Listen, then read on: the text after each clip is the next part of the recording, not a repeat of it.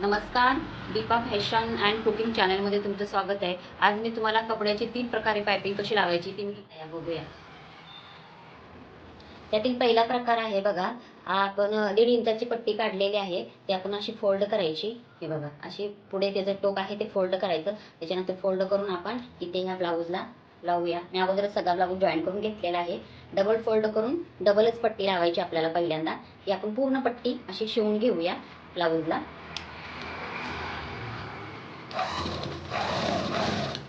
पूर्ण पट्टी डबलच आपल्याला लावून घ्यायची आहे.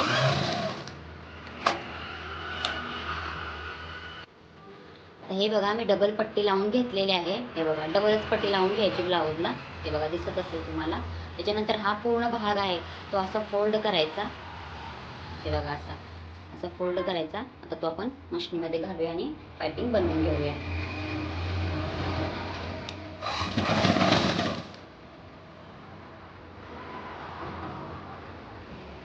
हे बघा, पायपिंग करून झालेली आहे. बघा कशी छान आली आहे डबल पट्टीची पायपिंग.